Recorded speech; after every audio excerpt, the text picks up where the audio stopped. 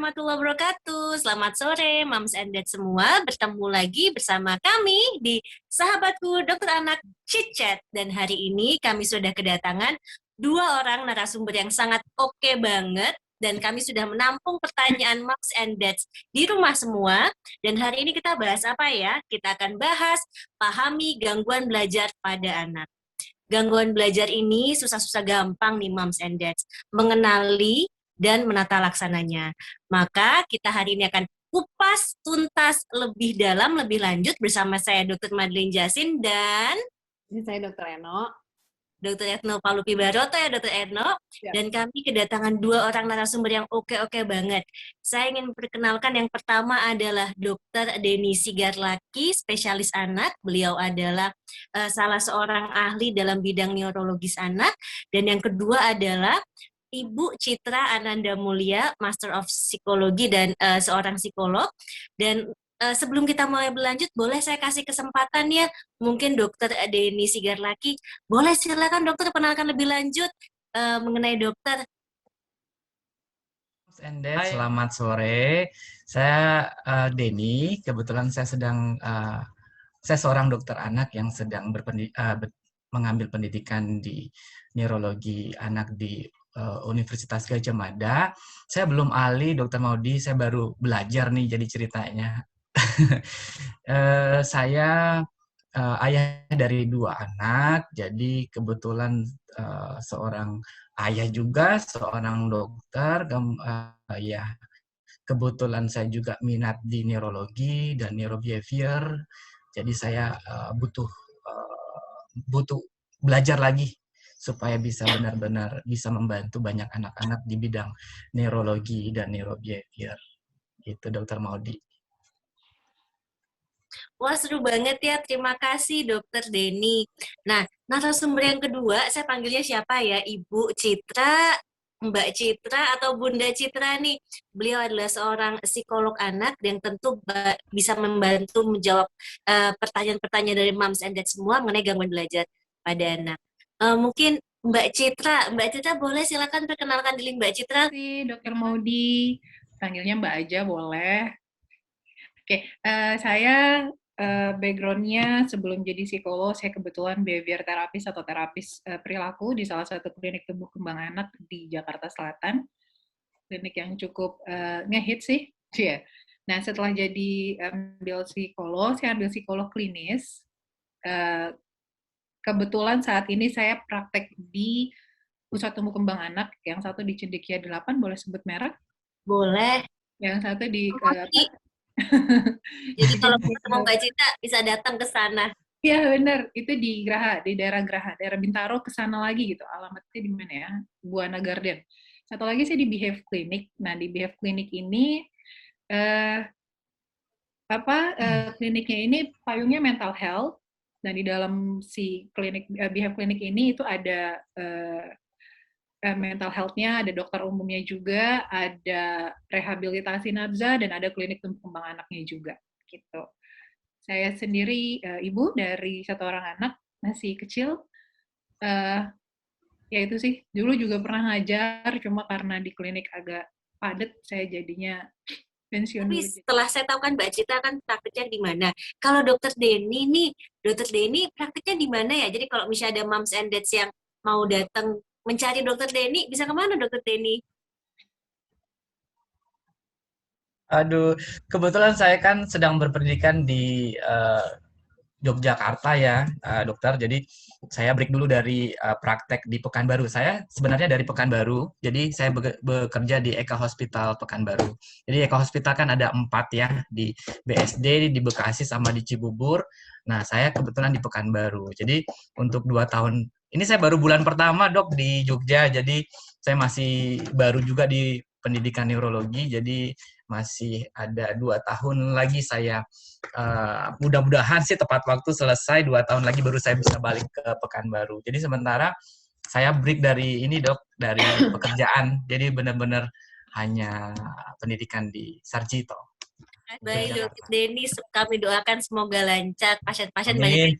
Dan silakan Dokter Eno.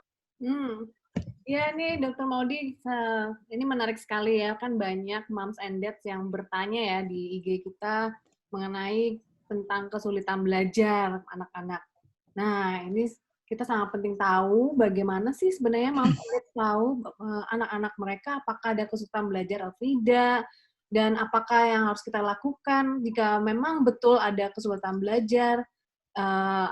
Tes-tesnya mungkin ya, tes apa yang bisa kita lakukan untuk mengetahui hal tersebut, dan apa yang harus dilakukan, saran dari dokter kepada moms and dads, dan apa yang harus moms and dads lakukan di rumah gitu ya mungkin, Dokter Maudi. Jadi apakah bisa kita mulai mungkin Dokter Maudi yang dari Dokter Denny mungkin ya, mengenai seberapa banyak sih Dokter Denny kesulitan belajar pada anak-anak, dan bagaimana kita mengetahuinya sejak dini, sejak awal gitu, Dok?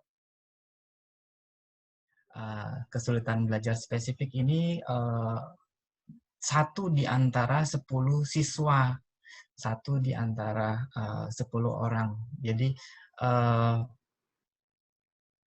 yang kita perhatikan sih biasanya memang performa bicara mengenai kesulitan belajar kalau anak itu masih di preschool, TK ya, tapi lebih di SD kelas 2 biasanya. Nah, jadi karena di kelas 1 dianggap, wah ini baru trial, baru coba, istilahnya baru adaptasi gitu. Jadi performance-nya belum terlalu diperhatikan. Jadi kita orang tua, guru ya, sekolah itu memperhatikan mulai mungkin di kelas 2. Jadi performa yang tidak maksimal dalam hal apa sih? Dalam hal membaca, dalam hal menulis, dalam hal berhitung matematika. Tapi tidak sebatas dari performa itu saja sebenarnya yang ditunjukkan anak. Sebenarnya perilaku peraktif atau tidak atau tidak fokus terhadap hal yang dikerjakan atau hal yang diterangkan guru, itu yang bisa kita perhatikan pada anak-anak. Nah, kita kan taunya kesulitan di tingkat SD gitu ya. Sementara sebenarnya di usia-usia dini juga mereka sudah mengeluarkan sinyal-sinyal ya, atau memberikan tanda-tanda, atau memberikan gejala-gejala sebenarnya bahwa mereka akan mengalami kesulitan. Anak mengalami kesulitan di banyak aspek perkembangan. Jadi itu kaitannya dengan kemampuan kognitif, kecerdasan yang memang secara modalitas atau secara genetiknya di bawah rata-rata. Gitu. Tapi kalau kesulitan belajar spesifik, mereka punya tingkat intelektual yang setidaknya di rata-rata 90 sampai 110, bahkan mungkin superior 110 ke atas, atau bahkan gifted di atas 130. Jadi secara umum kita bagi 2 dulu. Jadi anak-anak yang memang secara genetik, secara IQ di bawah 90 ya. Jadi seperti anak-anak yang mengalami intellectual disability, ya anak-anak mengalami ASD yang dengan intellectual questions-nya di bawah 70, kemudian anak-anak yang menyandang tuli berat, gangguan pendengaran ya berat, gangguan penglihatan yang berat, mereka ini semua dengan tingkat intelektual yang di bawah rata-rata, itu kita kategorikan kesulitan belajar umum. Nah, itu secara awal kita melihat membaginya menjadi 2. Itu Dr. Eno.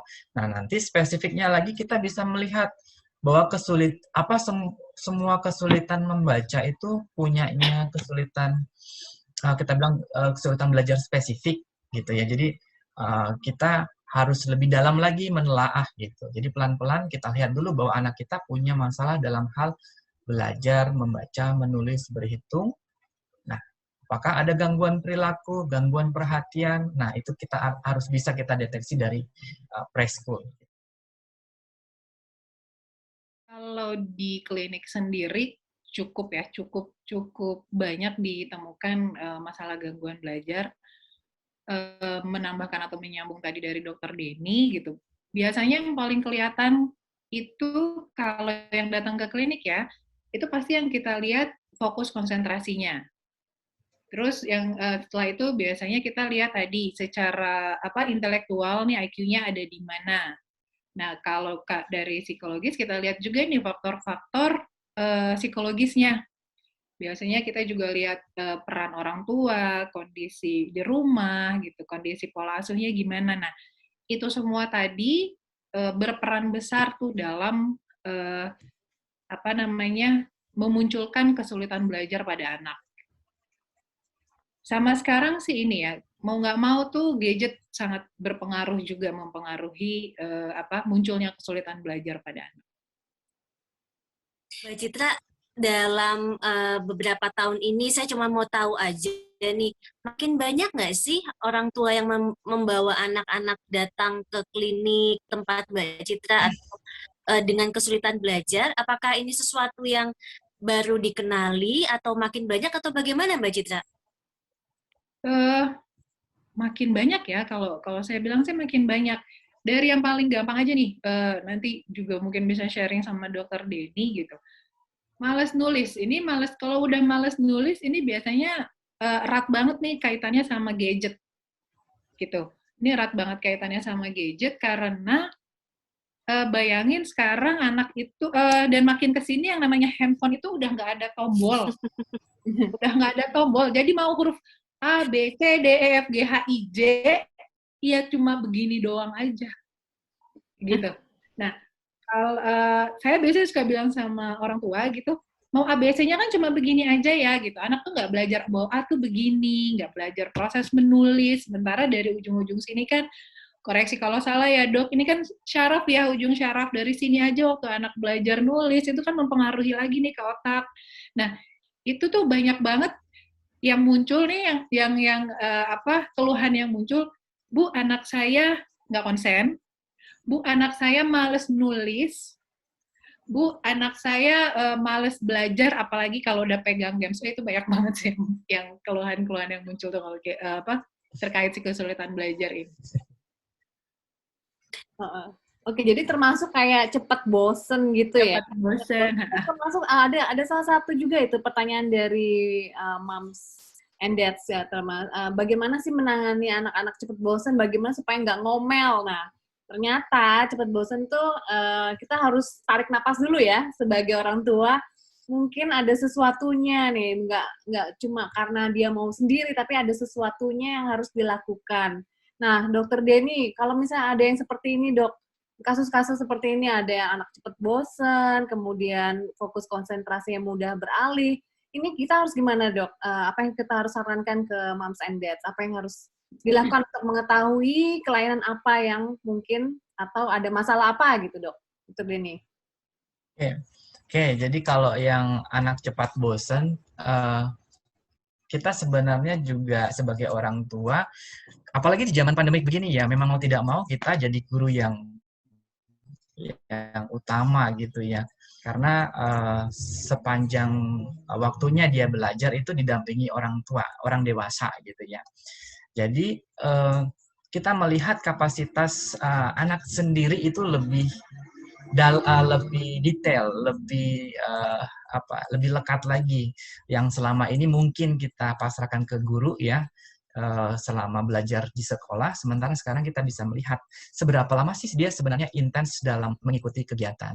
Kemudian yang kedua, ada anak-anak yang memang tipikalnya kan bergerak ya, jadi tidak bisa duduk tenang hanya duduk di depan laptop, kemudian mendengarkan satu arah saja tanpa ada interaksi gitu.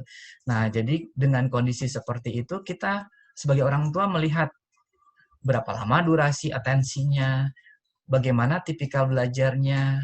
Nah, apakah dia memang tipikal yang istilahnya yang multisensorik, dia harus istilahnya dia mendengar, kemudian dia merespon, berinteraksi gitu. Nah, kita harus melihat gaya-gaya belajar begitu.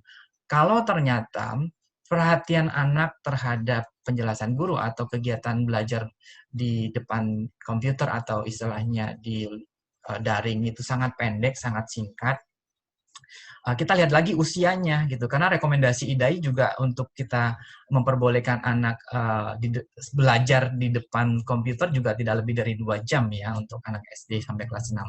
Jadi kita bisa lihat apakah memang bentuk kegiatan yang ditawarkan guru atau misalnya dipraktekkan itu sesuai dengan anak atau tidak. Bisa jadi memang karena dia bosan dengan kegiatan yang satu arah gitu. Kemudian kita bisa diskusi dengan guru untuk bentuk-bentuk kegiatan yang lebih menarik lagi, terutama untuk kelas 1, kelas 2 SD ini yang mereka sebenarnya kegiatan motorik kasar, kemudian kegiatan yang interaksi itu memang masih dominan gitu ya. Berbeda kalau kakak-kakaknya yang sudah kelas 4, kelas 5, kelas 6 yang mungkin memang mendengarkan penjelasan guru itu lebih sabar gitu.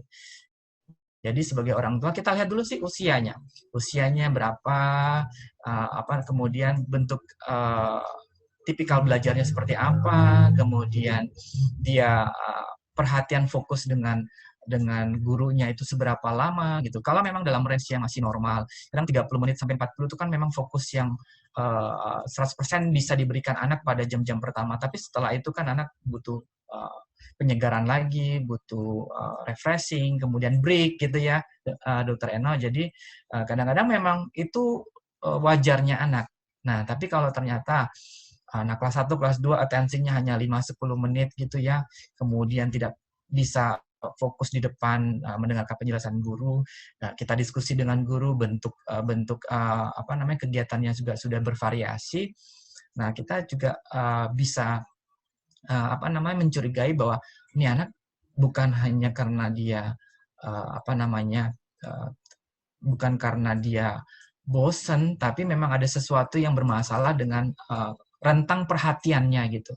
Jadi yang tidak bisa fokus, kemudian gampang terdistraksi, dia lagi dengerin gurunya, tiba-tiba ada tukang roti atau es krim di depan, kemudian terdistraksi dengan aktivitas di luar rumah, ya kita memang harus lebih perhatian lagi untuk mencari detail-detail yang bermasalah, Dokter Eno. Jadi fokus perhatiannya, ya lama perhatiannya, kemudian aktivitas yang memang bentuk gaya belajarnya, usianya, kemudian diskusi dengan guru lagi gitu. Jadi tidak bisa serta-merta kita bilang oh ini bosenan ya anak gitu. Ternyata memang kita sebagai orang tua tidak bisa mendampingi dan tidak bisa memberikan solusi buat anak untuk belajar. Baik, Dokter Eno, saya boleh melanjutkan ya. Saya tertarik banget tadi nih. Mungkin saat ini pertanyaan saya untuk Mbak Citra, kemudian bisa disambung kepada Dokter Denny. Tadi Dokter Denny menyinggung-nyinggung mengenai gaya belajar pada anak. Mungkin moms and dads ini ada yang bingung nih gaya belajar. Emang ada berapa macam gaya belajar? Apa saja gaya belajar? Itu yang pertama, mungkin Mbak Citra nanti bisa jelaskan. Itu yang pertama. Dan kedua, tadi saya tertarik sekali dengan pertanyaan Dokter Eno, kemudian dijawab begini yang anak bosenan, ya nggak fokus. Nah, ya itu kan tadi sudah jelasin ya, itu kan bisa normal, mungkin bisa enggak. Nah, lebih mudahnya nih buat moms and dads untuk mengenali itu bagaimana ya, Mbak Citra, kemudian mungkin disambung Dokter Denny. Silakan Mbak Citra. Oke. Kalau gaya belajar biasanya yang banyak kita kenal, yang banyak kita lihat itu pertama ada yang fokusnya auditory. Auditory berarti dia lebih senang tuh mendengar. Dia lebih fokus kalau mendengar gitu. Terus ada visual. Visual dia lebih fokus kalau dia melihat. Kalau kinestetik tadi yang mungkin Dokter Denny sampaikan yang multisensori. Anak kinestetik ini dia harus ngerasain, harus megang, harus lihat langsung gitu. Dia harus merasakan sensasi dari apa yang sedang dia pelajari. Nah, biasanya sih kalau anak visual, saya nyaranin diskusi sama guru, dia bisa nih ditaruhnya di depan duduknya. Gitu. Kalau misalnya anak auditory, dia bisa agak di tengah nih, karena dia fokusnya paling nggak dengar. Nah, kalau kinestetik, ini yang kadang-kadang orang suka bilang, aduh anaknya bandel nggak bisa diam, lagi belajar jalan-jalan gitu. Nah, yang tadi dokter sampaikan mungkin ya dok, ini jangan-jangan ini anak dia butuh ngerasain nih gitu. Dia butuh cari tahu. Nah, memang kalau dari segi duduk waktu di kelas kita menyarankan dia duduknya mungkin agak lebih di belakang gitu, karena mereka memang akan cenderung misalnya gurunya lagi nyontohin apa, mereka akan entah ngebayangin tangannya bergerak gitu nih, kayak oh ini gimana ya gitu. Karena anak kinestetik tuh butuh merasakan sensasi si belajar itu tadi. Mungkin harus duduk di depan ya, Mbak Citra. Kalau dia duduk Saya di nggak- depan, biasanya akan mengganggu yang tadi tuh, yang visual. Karena kan dia biasanya tuh kalau anak kinestetik tuh entah tangannya lah, entah gitu. Dia biasanya gerakannya tuh ini banget, lebih apa? Ya itu tadi, pokoknya sensorinya tuh mesti ngerasain lagi gimana nih gitu. Sementara kalau anak visual dia butuh dia lebih ngedengerin. Apa dia lebih ngelihat kan? Dia lebih ngelihat nih apa nih yang diiniin gitu, konsentrasinya. Terus tadi yang kedua apa dong? Jadi bisa jadi nih ya, anak kan kelihatannya mamanya bilang, mamsnya bilang, kok anak saya gampang bosen sih, kelihatannya gampang bosen gitu ya. Ya mungkin sebetulnya itu masih dalam, mungkin nggak sih itu masih dalam taraf normal begitu. Atau anak saya kok kayaknya nggak fokus sih, tapi mungkin nggak sih itu masih dalam taraf normal. Nah, bagaimana membedakan nih ya, nanti mungkin Mbak Cita sama Dokter Denny bisa bantu. Ini tuh udah nggak normal begitu. Ini adalah sesuatu yang harus kita evaluasi lebih lanjut ke gangguan belajar gitu. Clue-cluenya apa saja sih? Jadi kayaknya Moms and Dads ini perlu tahu cluenya gitu. Silakan Mbak Citra, Dokter Denny. Oke, kalau fokus ya, berarti fokus sama konsentrasinya gitu. Kalau saya biasanya dari umur sekitar 3 tahun tuh kita udah bisa lihat sih, ini anak kita rentang atensinya, rentang konsentrasinya itu seberapa. Kalau anak umur 3 tahun gitu, nanti dikoreksi ya dok kalau misalnya salah. Kalau saya nggak salah, anak umur 3 tahun kita bisa minta dia duduk rapih tuh di meja kurang lebih, laki-laki dan perempuan juga beda rentang atensinya. Biasanya anak perempuan bisa lah sampai 5 menit. Umur ini ya, umur preschool, 3-4 tahun tuh 5 sampai 10 menit. Nah, anak laki-laki tuh biasanya tuh lebih pendek. Terus ketika mereka gimana respon mereka terhadap informasi atau pengetahuan baru. Berapa lama waktu yang mereka butuhkan untuk menangkap si informasi ini. Terus bagaimana mereka bisa mengulang lagi tuh informasi yang mereka dapat. Kalau misalnya kesulitan dalam mengucapkan kata di 3-5 tahun, terus dia kalau mau ngomong nih agak bingung milih-milih kata, terus dia suka nyebutin warna, nyebutin angka, huruf gitu dari umur 3 tahun, ini udah bisa kelihatan. Kalau umur masuk SD itu kan udah mulai ada konsep. Nah, ini nanti Moms and Dad juga bisa lihat nih tadi seberapa lama waktu yang anak saya butuhkan untuk menangkap sebuah konsep baru, untuk mempelajari sebuah kemampuan baru. Dan tadi berapa lama nih dia bisa duduk tenang, berapa lama dia bisa tidak terdistraksi, berapa lama dia bisa konsen sama materi atau guru yang sedang menyajikan informasi. Itu nanti juga bisa dilihat, termasuk dalam kemampuan mengingat, hafalan. Hafalan ini tuh juga bisa kita lihat untuk si fokus dan konsentrasinya itu tadi. Gitu. Mana Dokter Denny? Ya, jadi kalau di usia-usia preschool ya 3 sampai 6 tahun itu ya. Nah, seperti yang Mbak Citra sampaikan tadi di umur 3 tahun dia kan senang bermain tuh ya. Nah, anak-anak yang fokusnya kurang atau mudah sekali terdistraksi tidak pernah bisa betah menyelesaikan satu permainan. Jadi kita lihat kalau kita lagi main misalnya lagi main puzzle gitu ya. Kita sama adik main puzzle nih, anak umur 3 tahun. Harusnya sampai selesai ya, 10-15 menit dia mungkin sudah selesai, bosan atau mau ganti yang lain. Selesai dulu, kemudian kita kemaskan dulu, dia kita minta untuk selesaikan, untuk bereskan dulu, baru pindah ke permainan lain. Tapi kalau dia memang rentang fokusnya jelek atau mudah sekali terdistraksi, kita harus khawatir tuh kalau belum selesai, baru aja dia main puzzle gitu, lihat kakaknya atau temannya, lihat main mobil-mobilan atau apa yang menarik, dia ikut. Kemudian kakaknya pindah main apa karena direbut sama adik, dia ikut lagi. Nah, kita harus hati-hati itu satu clue-nya. Jadi dia kalau bermain tidak pernah bisa menyelesaikan permainannya, mudah sekali terdistraksi. Nah, kemudian kita bisa lihat juga perkembangan lain selain dari sosialnya, perkembangan bahasa tadi seperti Mbak Citra. Kalau Kita lihat di umur 3 tahun bahasa ekspresif, dia merangkai kata minimal sudah 3 kata dia bisa rangkai ya, bahkan lebih ya, 3 sampai 6 kata dia sudah bisa rangkai. Kemudian juga kalau kita beri instruksi, kita sebagai orang tua kita bisa beri instruksi, "Adek, tolong ambilin dulu minum papa taruh di meja," gitu. Jadi dia sudah bisa mengikuti 2 instruksi minimal.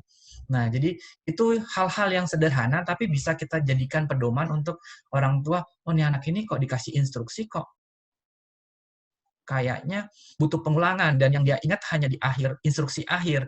Itu kita harus hati-hati. Jadi umur 3 tahun dia sudah bisa minimal 2 instruksi. 2 instruksi itu sudah wajar ya. Adek, ambilkan dulu dompet papa, taruh di meja. Atau ambilkan kunci mobil papa, taruh di meja. Dia ingatnya kunci, atau dia taruh meja, tapi dia nggak tahu apa yang ditaruh di meja. Nah, itu moms and dad harus aware ya. Kemudian dalam merangkai kata, kita lihat di umur 3-4 tahun itu bahasanya sudah cukup kita bisa mengerti gitu ya.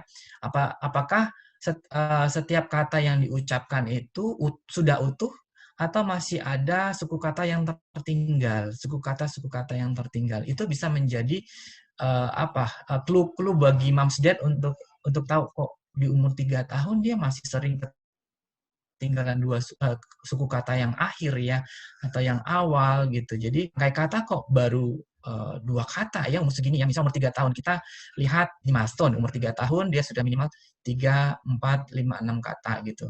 Nah, kalau ternyata kemampuan berbahasa ekspresifnya itu di bawah standar, di bawah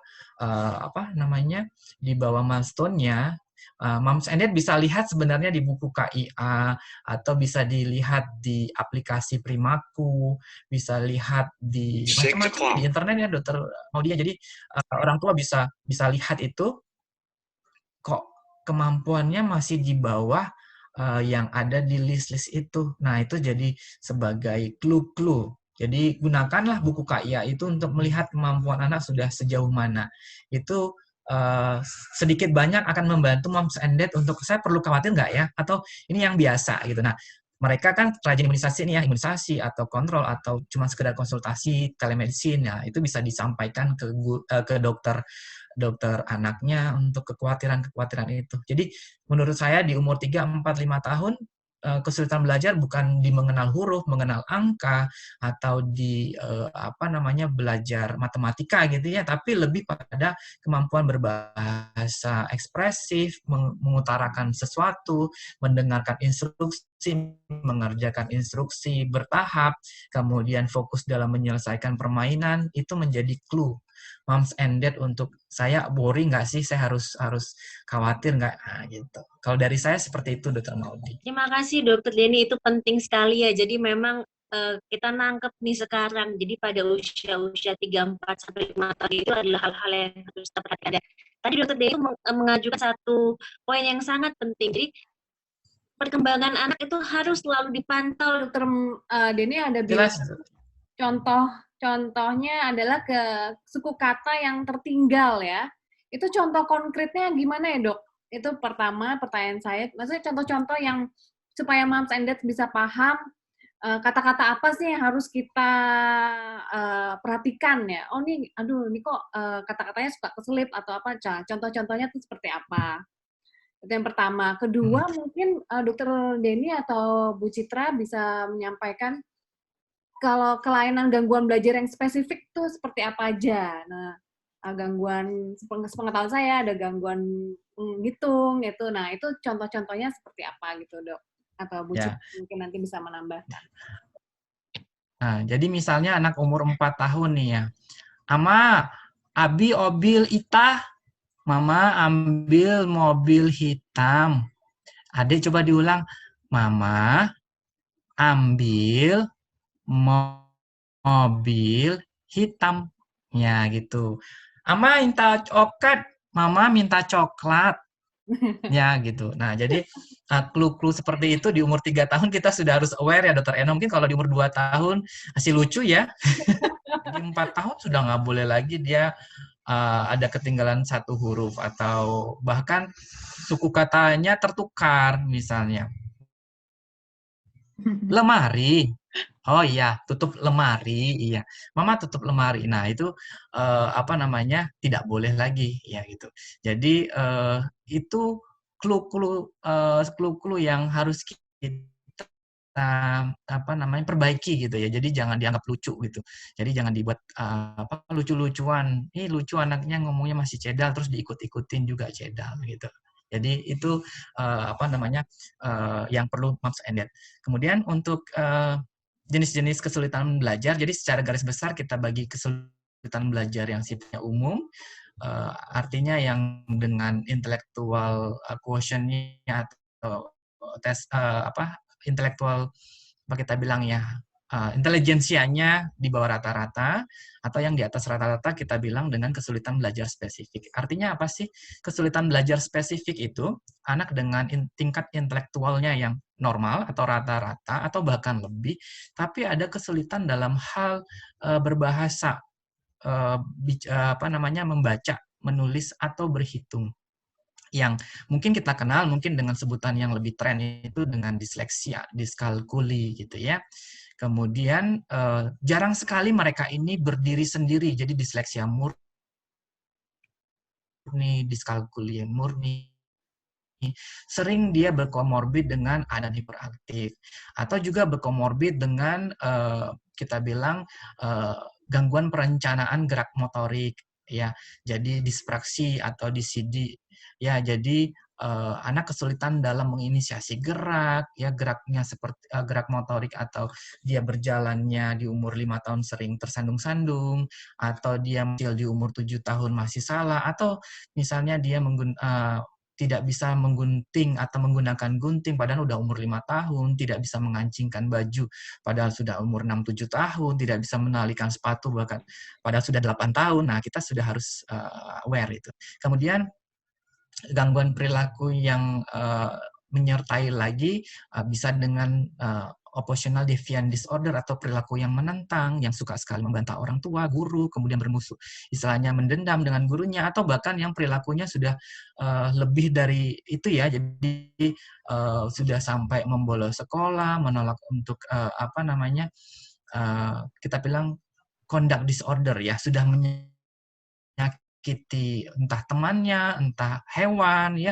Jadi bermain kucing tapi kucingnya ditarik ekornya kemudian diputar-putar atau misalnya pasien saya ada ikan mas kokinya diambil dari akuarium kemudian ditusuk. Pintar tapi di ranah mungkin membaca, menulis dan berhitung mengalami kesulitan. Anaknya pintar sekali bermain misalnya udah bisa umur-umur yang 7 tahun, 8 tahun, atau robotiknya yang jago banget gitu, atau bisa program apa namanya buat games gitu. Jadi orang tua biasanya yakin anak saya pintar, anak saya bisa menyelesaikan permainan yang saya sendiri orang dewasa nggak paham gitu. Tapi kenapa ya dia ada kesulitan dalam hal mungkin menulis, dalam hal membaca, atau mungkin dalam hal berhitung.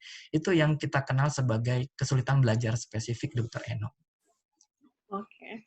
Gitu mungkin Mbak Citra mau nambahkan?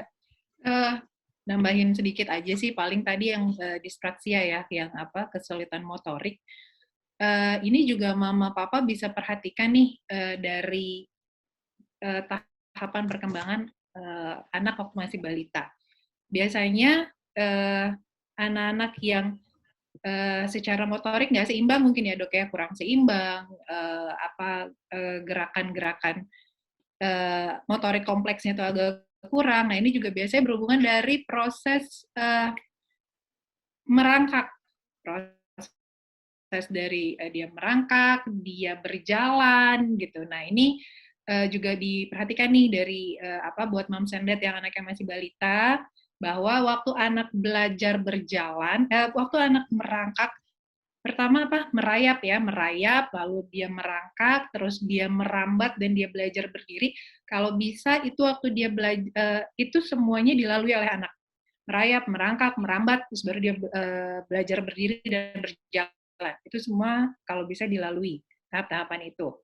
Terus yang kedua pentingnya merambat, lalu anak lihat misalnya ini meja terus dia mau ngeliat ngerambat. ini nih di sini tuh juga berhubungan dengan kemampuan persepsi, kemampuan dia mengukur persepsi visual, kemampuan dia mengukur nantinya jarak gitu. Nah, ini juga berhubungan tuh tadi dengan kecerdasan atau kemungkinan munculnya gangguan-gangguan belajar di masa depan. Jadi dari balita sekali, dari bayi bahkan itu kita udah mulai bisa perhatikan berperan dalam munculnya kesulitan belajar nantinya. Itu mungkin. Baik, terima kasih Mbak Citra, Dr. Denny. Nah, yang saya tangkap tadi, jadi untuk dalam mengetahui, jadi misalnya Mams and Dad sudah tahu nih clue-cluenya ya, juga bisa mengenali. Ternyata penting juga ya untuk mengetahui IQ anak itu ya, Dr. Denny, Mbak Citra. Jadi untuk mengetahui nanti dia kesulitan belajarnya yang umum atau spesifik, misalnya begitu. Cuman Mams and Dad pasti ada pertanyaan. Pemeriksaan IQ, Dr. Denny, Mbak Citra.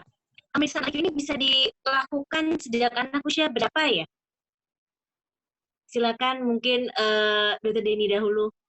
Lakukan tes IQ kan psikolog ya, Mbak Citra nih yang lebih tahu. Cuman kalau untuk dokter anak, Silakan Mbak Citra. Iya. Kalau di kita gitu, kita punya namanya Stanford Binet. Mungkin dokter-dokter pernah dengar nggak tes Stanford Binet? Itu sudah bisa diberikan sejak anak usia 2 tahun. Nah, Stanford Binet ini juga bisa melihat kecenderungan anak, misalnya ada autisme kah, ada hambatan, ada ADHD kah, nah itu bisa dilihat. Jadi, kalau mau lihat nilai IQ-nya sendiri, itu biasanya dari umur 5 tahun. Tapi kalau dari sisi psikologi sendiri, itu ada yang paling muda, anak sudah bisa dites dari usia dia 2 tahun, itu dengan alat tes ada namanya Stanford Binet, itu kita bisa lihat tadi kecenderungan hambatannya. Lalu kita juga punya alat tes dari umur 4 tahun, itu juga sudah bisa lihat tingkat atau kapasitas intelektual si anak gitu. Jadi kalau dari umur berapa tadi, dari 2 tahun, tapi biasanya orang tua itu mulai tes anak umur 4-5 tahun waktu mereka mau masuk TK. Jadi kalau untuk kita dokter anak juga sebenarnya boleh belajar ya. Jadi yang bisa kita pelajari itu ada kursus developmental screening test itu untuk sama seperti mirip dengan untuk tes IQ gitu ya, mirip-mirip ya. Nah, kalau untuk Griffith test ini mereka sudah bisa kita lakukan pemeriksaan sejak bayi sebenarnya. Jadi ada 5 fundamental yang kita perhatikan ya secara garis besar, kemampuan learning, fundamental of learning-nya, kemudian kemampuan berbahasa, kemampuan motorik kasar, halus, sosial emosi, itu sejak bayi sudah bisa kita lihat. Nah, kemudian bedanya lagi kalau di tes-tes IQ itu kan butuh anak kooperatif ya, sangat full atensi, kemudian bisa merespon pertanyaan, kemudian bisa bekerja sama gitu. Jadi yang penting sebenarnya bukan hanya pada usia tapi kerjasama ya Mbak Citra ya. Jadi karena ada juga anak umur 5 tahun, 6 tahun juga nggak bisa istilahnya kerja sama dalam visinya pendek, terlalu emosional, terlalu hiper, sehingga di umur 6 tahun pun belum bisa kita lakukan tes IQ. Jadi Moms and Dad IQ, ketemu Mbak Citra nih harus tes IQ nih, mau Stanford Binet misalnya begitu.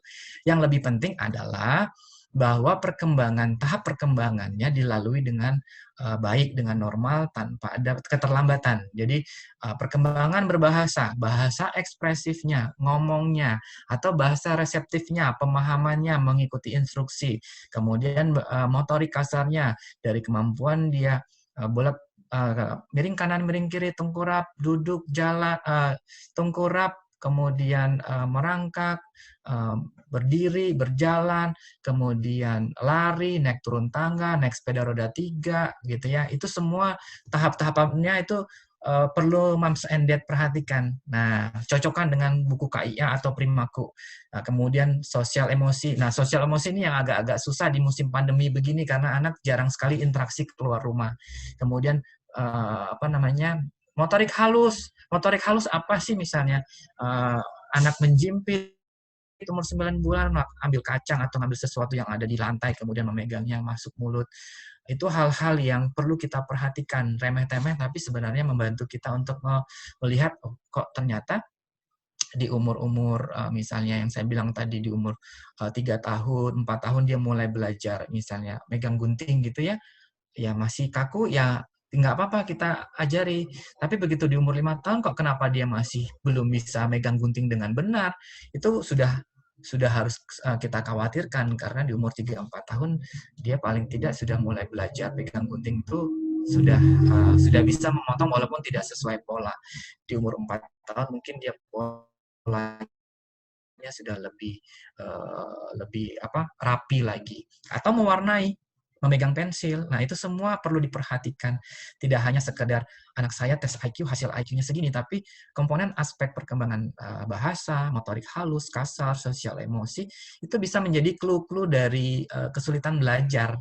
Gitu. Jadi kalau kita dokter anak, kita pegang itu saja dulu, ya, kita pegang dulu tahap perkembangan anak itu sudah menjadi petunjuk buat kita atau orang tua bahwa ada masalah di perkembangan tertentu. Seperti itu, Dokter Odi. Aku boleh nambahin dikit, Dok? Boleh, Ya, Citra. silakan. Nah, ini terkait IQ, memang ini banyak banget juga sih yang IQ ini jadi pertanyaan gitu. Nah, mungkin nambahin tadi ya Dokter Denny. Nah, di dalam tes IQ sendiri, kalau misalnya yang dicari angka IQ-nya berapa, itu memang disarankan ketika dia masuk usia prasekolah. Tadi usia 4-5. Itu kita bisa lihat angka. Dan buat moms and dad, apa sih pentingnya buat tahu si IQ ini gitu? IQ ini tuh pentingnya kita tahu IQ itu sebenarnya adalah untuk lihat nih kapasitas gelas anak kita nih bisa kita isi tuh sampai segimana sih gitu. Jadi supaya kita bisa tahu nih kalau misalnya nanti misalnya muncul, oh kok nggak bisa matematika ya, kok matematikanya kurang ya, kok misalnya hafalannya kurang ya. Nah, itu kita bisa lihat gelasnya. Nah, tapi dia di dalam psikologi sendiri, tes IQ itu ada macam-macam. Ada yang kalau cuma mau lihat angka, ya dapatnya angka. Tapi ada juga yang tadi Dokter Denny jelaskan, ada tes IQ yang kita bisa ukur, bisa lihat perkembangan bahasanya, perkembangan emosionalnya, perkembangan kognitifnya, itu juga kita bisa lihat. Tes IQ itu juga bisa melihat itu biasanya tes IQ-nya sifatnya individual gitu. Kalau yang cuma tes masuk sekolah, nah itu biasanya memang tesnya dia cuma lihat angkanya berapa sih gitu, karena itu biasanya sekolah perlukan untuk lihat aja tuh biasanya, oh IQ-nya segini nih gitu. Tapi kalau yang lebih lengkapnya lagi, tes IQ sendiri itu bisa melihat tadi aspek-aspek yang Dokter Denny sebutkan, bahasa, emosional itu juga bisa kelihatan gitu. Dan jangan terpaku dengan angka IQ, karena angka IQ sendiri itu bisa bisa berubah dipengaruhi lingkungan, berubah bagaimana anak polanya anak sendiri, termasuk misalnya ada cedera otak, itu sudah pasti bisa berubah. Tapi biasanya kalau yang karena lingkungan itu angka IQ berubahnya nggak terlalu banyak. Biasanya kalau waktu kecil anak saya superior 127, kok sekarang jadi di atas rata-rata, itu masih bisa. Atau tadinya rata-rata tapi dia stimulusnya diberikannya bagus dari orang tua, itu dia bisa misalnya angkanya naik sedikit gitu. Tapi cuma iya kita tidak terpaku dengan jangan terpaku dengan si angka, kalau untuk anak-anak ya kita jangan terpaku dengan si angka IQ itu. Fokusnya mintanya kalau misalnya mau tahu nih anak saya perkembangannya gimana, kalau tadi minta tes yang lihat aspek-aspek yang tadi itu semua gitu, jadi bisa barengan. Kalau kita mau lihat lagi per usia, jadi kalau saya memperkenalkan itu biasanya di target saya di mana, TK misalnya ya, saya akan lebih fokus ke early detection kelas 1, kelas 2 gitu. Saya akan lebih fokus lagi bagaimana guru mengenali kesulitan belajar itu betul-betul pada muridnya. Jadi memang luas. Kemudian setelah kenal pun aspeknya banyak sekali. Kita belum sampai kepada aspek nanti kalau dia terlambat deteksinya gimana. Kalau dia nggak dapat treatment yang pas itu nanti akibatnya apa, itu panjang. Jadi kalau misalnya mungkin Dokter Maudi atau Dokter Ena pernah lihat misalnya brosur tentang disleksi itu, kenapa kok dibahasnya panjang banget? Padahal cuma kesulitan belajar, tapi kok dibahasnya sampai berminggu-minggu begitu, karena Iya, iya. karena karena memang panjang. Jadi baru kita mengenal tanda dan gejala. Tanda dan gejala itu pun berbeda gitu kan. Dari misalnya 3-4 tahun, 4-5 tahun, preschool gitu ya. Kemudian nanti di apa namanya? Di SD, early kelas 1, kelas 2. Nanti kalau kita terlambat ketemunya di kelas 3, 4, 5 itu akibatnya gimana gitu. Itu panjang. Tapi kalau untuk awal sih Moms Dad, kalau saran saya sih lebih bagus mereka akan early detection untuk bahwa perkembangan anak mereka itu ada sesuatu yang harus diperhatikan. Misalnya bahasa atau motorik kasar, motorik halus itu lebih penting karena segmennya kan biasanya balita ya, kalau kesulitan kalau ini Moms and Dad itu lebih, maksudnya mereka anak-anak balita. Kalau di umur-umur yang 6-7 tahun itu peralihan dari TK ke SD kadang-kadang tidak menjadi perhatian kalau pengalaman saya ya. Jadi di TK sebenarnya sudah ada clue nih. Kalau ditanya-tanya lagi sudah ada clue, anaknya nggak fokus, nggak bisa menyelesaikan tugas yang diberikan guru di kelas, kemudian gampang hilang barang. Kalau untuk disuruh menulis malas banget, diajarin diajarin abjad kok sering banget lupa, susah nambah itu clue-nya sudah ada. Tapi dicuekin. Nah, nanti di kelas 1 SD kayaknya baru peralihan nih dari TK ke SD, biasa, anak belum bisa baca, belum bisa nulis, belum hitung, nggak apa-apa. Kelas 2. Begitu kelas 2, semester 1, udah mulai kepet-kepet nih orang tua biasanya. Semester 2, itu biasanya udah stres orang tuanya. Karena pelajarannya kan sudah susah. Nah, begitu kelas 3, anaknya yang stres. Ini kan kita udah bahas banyak banget, dan semoga Moms and Dad lebih paham, lebih memahami apa yang tanda-tanda dan gejalanya ya. Nah, kalau kita sudah tahu nih, maksudnya sudah ke dokter, sudah ke psikolog juga. Nah, apa sih sebenarnya yang harus Mom and Dad lakukan setelah mereka mengetahui misalnya anaknya atau buah hatinya itu ada gangguan belajar gitu. Gimana? Misal boleh Mbak Citra dulu atau Dokter Denny dulu, silakan. Monggo.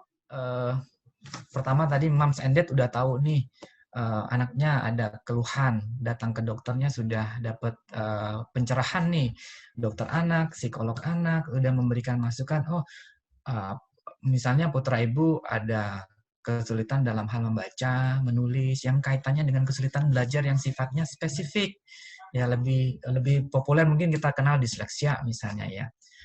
Jadi kesulitan belajar secara spesifik. Nah, orang tua harus mempelajari, mengenali anak lebih detail lagi. Tipikal belajarnya, dia ini lebih gampang kalau diberikan stimulus atau bentuk belajar yang seperti apa. Ya, artinya tadi yang dia apakah auditory, visual, atau multisensorik. Nah, kalau anak-anak dengan kesulitan belajar spesifik, sebenarnya kita gunakan semua indera, dia melihat, mendengarkan penjelasan orang tuanya, kemudian dia mempraktekkan dengan tulisannya gitu ya. Jadi multisensorik. Kemudian orang tua wajib belajar mengenai kesulitan anak gitu. Jadi kadang-kadang orang tua udah emosi dulu kan untuk mengajari anak kalau tidak tahu kalau anaknya itu mengalami kesulitan belajar spesifik. Sehingga bawaannya kan emosi, marah, gini aja nggak bisa. Maksudnya kamu kok, maaf, kadang-kadang keluar kata bodoh, malas, ya kan?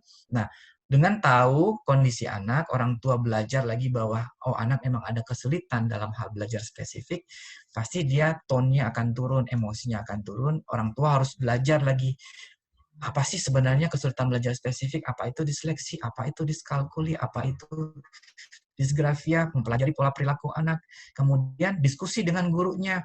Nah, anak-anak dengan kesulitan belajar spesifik tidak bisa diberikan tugas dalam jumlah terlalu banyak, overload, butuh waktu lebih lama dibandingkan teman-temannya untuk menyelesaikan tugas. Jadi diskusi dengan guru cara terbaik. Jadi tidak hanya segi kuantitas yang harus dia selesaikan, tapi kualitas atau target kurikulum atau target pembelajaran yang disamakan dengan antara guru dengan orang tua gitu. Supaya anak tidak stres kan, orang tua tidak stres gitu ya.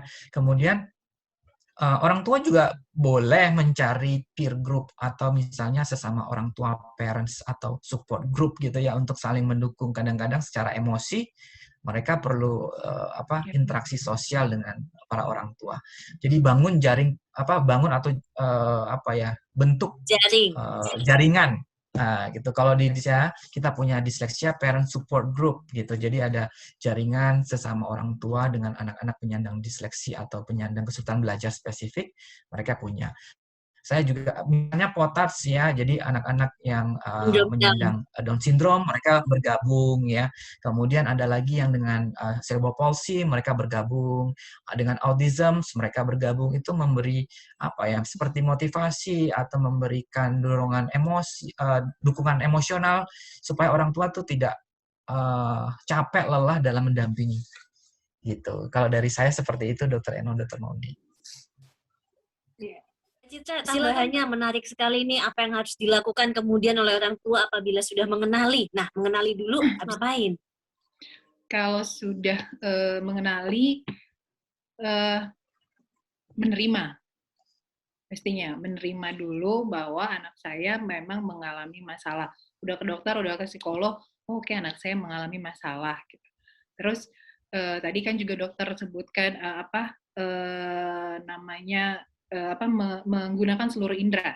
Nah, biasanya saya juga nyaranin coba periksa lagi dulu pemeriksaan secara biologisnya, matanya kah, pendengarannya kah. Nah, terus jika diperlukan terapi atau disarankan terapi, lakukan terapi. Mungkin cerita sedikit aja gitu. Jadi saya punya kasus waktu itu anaknya kelas 5 SD. Tiba-tiba mogok nggak mau sekolah. Nah, terus ke psikolog lah dia. Nah, ke psikolog, diagnosanya waktu itu Asperger. Nah, si anak-anak dengan Asperger ini kan memang secara sosialisasi ini mereka bermasalah, sulit gitu. Dan secara hafalannya tuh dia susah, bukan hafalannya yang susah gitu, tapi ternyata dia menghindari, dia tidak menyukai si lingkungan sekolahnya itu gitu. Nah, itu selain dia di terapi, salah satu alternatifnya juga mungkin bisa lihat kemungkinan homeschooling. Tapi tadi ini kalau mau memutuskan dari sekolah umum terus ke sekolah homeschooling, ini harus dengan konsultasi dan diskusi dengan banyak pihak tadi, dokter, psikolog, praktisi pendidikan gitu untuk melihat kebutuhan si anak. Gitu. Terus kalau misalnya disarankan untuk terapi, itu terapinya dijalankan dengan baik gitu. Terus nambahin tadi, setuju banget sama dokter, hindari pemberian label negatif. Terus kalau anak marah karena nggak bisa belajar, yang moms lakukan pertama kali itu adalah tanya kenapa gitu, kayak kata iklan, kenapa nak gitu. Terus mungkin tambahan lagi sedikit nih tips buat yang moms and dad yang lagi, saya banyak banget juga dapet pasiennya orang tua tapi yang diceritain itu stres. Saya stres banget katanya karena saya masih harus kerja tapi anak saya juga belajar di rumah. Dan saya harus nolongin anak saya belajar di rumah. Moms, kalau untuk yang anaknya belajar di rumah, satu, moms yang belajar anaknya, bukan moms. Ya, jadi kalau anak dikasih tugas, moms itu mendampingi. Jangan moms yang terdorong untuk menyelesaikan pekerjaannya. Jangan mama sama papa jadi berantem sweet-sweetan. Kamu yang nyelesain, soalnya aku mau ada ngerjain tugas ini, gitu. Jangan. Jadi, ini apa nih tugasnya anaknya? Anaknya yang ngerjain, mama papa ngebantuin. Terus tadi udah dibahas sama Dokter Denny bahwa ada screen time tuh ada waktunya. Kalau memang anaknya rasanya udah capek, jangan dipaksain dulu untuk screen time-nya. Terus ekspektasi juga jangan terlalu berlebihan. Artinya tadi dilihat nih, kalau memang anaknya punya kesulitan, yuk kita lihat dulu, jangan fokusnya jadi marah-marah. Akhirnya mamahnya ke psikolog atau papahnya ke psikolog karena keluhannya stres ngadepin anak belajar di rumah gitu. Jadi ingat banget juga bahwa yang belajar anak, mama papa mendampingi. Jangan, saya pernah komen di Instastory-nya teman, anaknya itu TK, dia disuruh bikin maket apalah gitu. Itu bagus banget sih, bagus banget tuh saya tanya. Kebetulan, maksudnya pasien cuma karena udah sering gitu, jadi udah ini agak Moms, itu siapa yang bikin? Aku. Itu tugasnya Ade. Iya. Kenapa Moms yang bikin? Iya, soalnya gemes. Biar bagus. Ini penyakit Moms zaman sekarang. Gitu. Jadi, jadi Moms itu tidak memberikan kesempatan anak untuk belajar salah. Tidak memberikan kesempatan anak untuk mengeluarkan pemikirannya, tidak memberikan kesempatan pada anak untuk berkreasi dan menghargai hasil karyanya berapapun nilai dari gurunya. Itu kali tambahan dari saya, dokter-dokter sekalian. Dengan demikian ya, Moms and Dad semua, terima kasih kepada Dr. Denny Sigarlaki, spesialis anak, dan Ibu Cita Ananda Mulia, Master of Psikologi, seorang psikolog anak, yang sudah banyak membahas gangguan belajar pada anak. Ini baru dasarnya loh, Moms, baru awalnya, baru perkenalan. Jadi gangguan belajar pada anak. Jadi akhir kata, terima kasih kepada kedua narasumber kita yang sangat-sangat oke, keren banget. Kita banyak dapat ilmu. Sampai jumpa di acara Chit Chat Sahabatku Dokter Anak berikutnya. Terima kasih dan sampai jumpa. Assalamualaikum warahmatullahi wabarakatuh.